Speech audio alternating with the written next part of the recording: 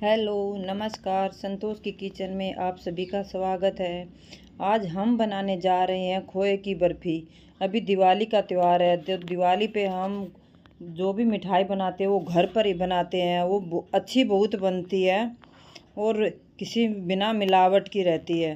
तो खोए की बर्फ़ी ऐसी मिठाई है जो सभी को बहुत पसंद आती है और बहुत ही चाव से खाते हैं।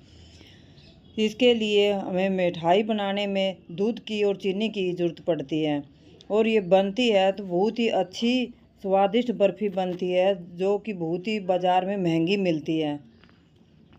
इसके लिए मैंने 2.5 लीटर दूध लिया है। मैंने एक पतीले में निकाल के कभी दूसरे बड़े पतीले में डाल रही हूँ, ताकि बड़े पतीले में जब हम उबालने लगे तो निकलने नहीं जल्दी जल्दी है। अगर ये छोटे पतीले में हम बराबर के दूध इतना ही बड़ा पतीला लेंगे तो वो दूध उबालते हैं तो बार बार निकलने लगता है। अभी मैंने दूध दूसरे बड़े जो है पतीला उसमें ट्रांसफ़र कर दिया और गरम करने के लिए रख दिया है। इसको हम उबालेंगे, लेकिन इसे हमें चिपकने नीचे नहीं देना बिल्कुल। अगर ये चिपक जाएगा तो फिर जलने की स्मेल हो जाती है। तो हमें थोड़ा थोड़ा एक बीच बीच में हिलाते रहना पड़ेगा। और मैंने अभी गैस जो हमारा इंडक्शन है वो फुल कर रखा है, ताकि ये जल्दी जल्दी गाढ़ा होने लगे। इसको हमें गाढ़ा करना है बिल्कुल ही, लेकिन अगर हमारे पास पतीला ज़्यादा बड़ा है तो वो निकलेगा नहीं, अगर छोटा हो तो वो जल्दी जल्दी निकलने लगता है। अब मैंने इसको कढ़ाई में ट्रांसफ़र कर लिया है और इसको उबाला हुआ है, तो अभी इसको हमें हिलाते हुए पकाना पड़ेगा। ये जब हम हिलाते रहेंगे तो बीच चिपकेगा नहीं, तो बीच बीच में हम थोड़ी देर काम भी कर सकते हैं और हिलाते भी रह सकते हैं। लेकिन कढ़ाई बड़ी होनी चाहिए, अगर छोटी कढ़ाई होगी तो वह बिल्कुल ही जल्दी जल्दी निकलने लगता है और हमें पास में खड़े होके बनाना पड़ता है। अभी जैसे जैसे यह उबलते जा रहा है तो ये दूध गाढ़ा होते जा रहा है। इसी प्रकार यह बिल्कुल गाढ़ा रबड़ी की तरह होने लग गया है। ये देखो, दूध आधा दूध के करीब ये आ गया है। इसको हमें बराबर में चिपकने नहीं देना है, वरना वहाँ से वो जलने लगता है और वो खोआ वहीं चिपक जाता है। हमें साथ के साथ ये कम होता जाएगा तो बराबर में चिपकता जाएगा, उसको उतारते रहना है। और अभी हमें जल्दी जल्दी हिलाते हुए करना है। इससे हाथ की कसरत बड़ी अच्छी हो जाती है। जब हम खोआ निकालते हैं तो हमें बार बार हिलाना पड़ता है, चिपकने नहीं देना है, तो इसको नीचे तली में भी ना चिपके इसके लिए नीचे भी हमें अच्छे से चम्मच से तली में हिलाते हुए बनाना पड़ेगा। ये देखो, अभी यह गाढ़ा होने लग गया है, दानेदार होने लग गया है, बिल्कुल गाढ़ा होते जा रहा है। जैसे जैसे इसका कलर भी चेंज होता जा रहा है। हलवाई का कलर, मिठाई का कभी कलर चेंज नहीं होता, क्योंकि वो कढ़ाई बहुत बड़ी लेते हैं और उसकी गैस भी थोड़ी ज़्यादा पावर वाली रहती है, तो उससे वह ज़्यादा जल्दी जल्दी पकता है।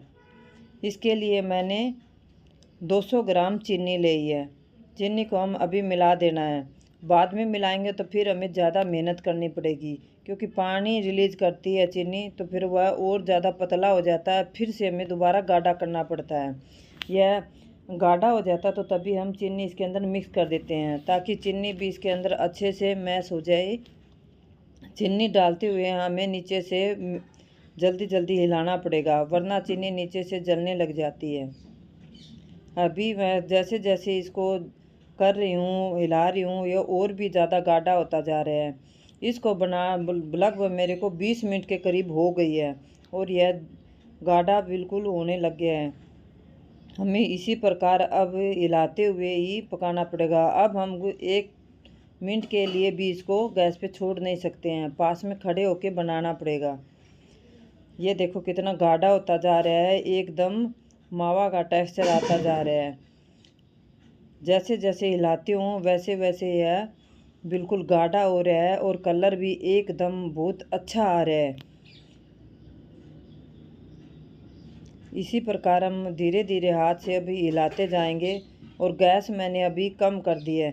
अगर गैस हमारी फुल होगी तो यह हमारे हाथ जलने का डर रहता है।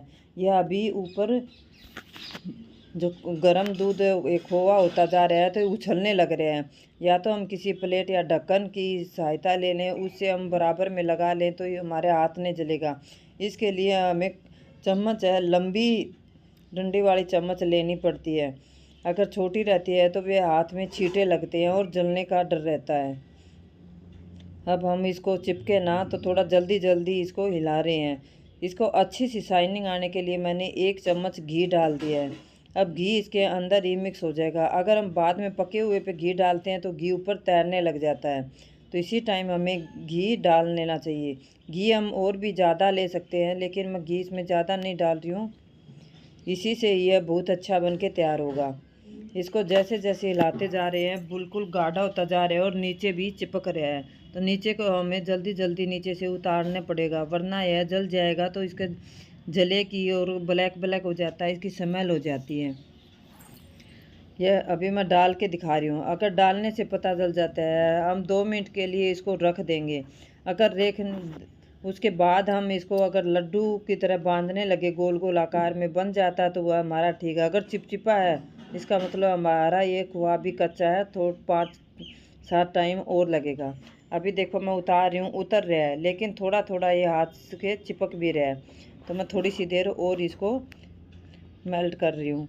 अब इसको यह देखो अभी बहुत गाढ़ा हो गया है, एकदम बर्फ़ी की जमने की कंसिस्टेंसी ऐसी हो रही है। इसको हम थोड़ी सी देर के लिए और हिलाते हुए पकाएंगे। जैसे जैसे गाढ़ा होता जा रहा है, कढ़ाई भी छोड़ रहा है और एक बर्फ़ी के बनाने का जैसे हम पेस्ट लेते हैं उसी का डो की तरह ये होता जा रहा है। इसको हमें बिल्कुल पतला नहीं छोड़ना है, पतला छोड़ते हैं तो यह बर्फ़ी एकदम अच्छे से नहीं बनती है। अब मैंने इसको बिल्कुल गाढ़ा हो गया और रेडी हो गया है। मैं इसको थाली मैंने घी करके ग्रेस करके पहले रखी थी और अभी इसको निकाल देते हैं। अगर आप मेरे चैनल पर नए हो, वीडियो मेरी पसंद आ रही हो तो लाइक ज़रूर करना और चैनल पर नए हो तो सब्सक्राइब करना। अब मैं इसको चम्मच की सहायता से पूरी थाली में फैला देती हूँ। यह देखो ये कितना अच्छे बनकर तैयार हुआ है। यही हम बाज़ार से लेते हैं तो ये बहुत ही महंगा पड़ता है 1 केजी, और ये मेरा 1 केजी से ऊपर बन के तैयार हुआ है। इसको हमें ऐसे ही फैला दिया, सेट कर दिया है पूरा। अब हम ड्राई फ्रूट डाल सकते हैं। ड्राई फ्रूट अगर पसंद हो तो डाल सकते हैं, अगर पसंद नहीं है तो इसको स्किप कर सकते हैं, लेकिन ड्राई फ्रूट से खाने में और भी टेस्टी हो जाती है। मैंने पहले काजू, पिस्ता और बादाम काट के रखा था बारीक बारीक, जो इसमें अभी डाल दिया है, और इसको चम्मच से अच्छे से सेट कर देते हैं ताकि ये बर्फ़ी बनाते समय ऊपर ना रहे, इसके अंदर अच्छे से सेट हो जाए, तभी ये काटते समय बाहर नहीं निकलेंगे। चम्मच से देखो यह कितनी, चम्मच से मैं कर रही हूँ तो कितने अच्छे से सेट होती जा रही है। अभी थोड़ी सी देर ही ठंडा हुआ भी नहीं है, उसमें अच्छे से सेट हो रही है। कितनी अच्छी हमारी बर्फ़ी बन के तैयार हुई है। इसको हमें कम से कम 1 घंटा के लिए रख देते हैं। बाहर ही रख रही हूँ मैं, फ्रीज में नहीं रख रही हूँ, क्योंकि फ्रीज में रखेंगे तो और ज़्यादा टाइट होने लगेगी, यह वैसे ही सेट हो जाती है। मैंने 1 घंटा के बाद निकाला है और इसको चाकू से कट करती जा रही हूँ ताकि बर्फ़ी अच्छे से कटे, और ये हमारा बहुत ही अच्छे से सेट हो गई है। यह बर्फ़ी खाने में बहुत टेस्टी है, बच्चों को खास करके बहुत ही पसंद आती है। एक काजू कतली है, ये मिठाई ऐसी है चाहे आप कितनी दे दो घर में उतनी ही कम है। अगर हमें मेहमानों के लिए रखनी है तो मेरे को छुपा के रखनी पड़ती है इसको। ये देखो अभी कट के कितनी अच्छे से एक एक पीस कितना अच्छे से अलग अलग हो रहा है। ये बहुत ही अच्छी बन के तैयार हो गई है। मैंने थाली में लगाई है। अगर हमारे पास चौकोर कोई टीन हो तो उसमें भी हम लगा सकते हैं। ये काट के हमारी बर्फ़ी तैयार हो गई है, ऊपर और नीचे से कितनी अच्छे से बन के तैयार हुई। मैं तोड़ के दिखा रही हूँ, एकदम ही बिल्कुल ही परफेक्ट और सॉफ्ट बर्फ़ी बनी है। यह हम बाज़ार से बहुत ही महंगी महंगी खरीदते हैं, घर में हमारे से जो भी चीज़ बनाते हैं वो बहुत ही अच्छी बनती है और जल्दी बनती है। इसमें ज़्यादा सामान की ज़रूरत नहीं पड़ती है, कम सामान में बहुत ज़्यादा क्वांटिटी में बनती है। हमें इसका जो बाज़ार की बर्फ़ी लाते हैं उससे ज़्यादा टेस्ट हमारे घर के बनाई हुई चीज़ों में होता है। ये मैं आप लोगों को तोड़ के दिखा रही हूँ। देखो कितनी अच्छे से टूट रही है और हाथ से मैश भी हो रही है। मेरी वीडियो देखने के लिए बहुत बहुत धन्यवाद।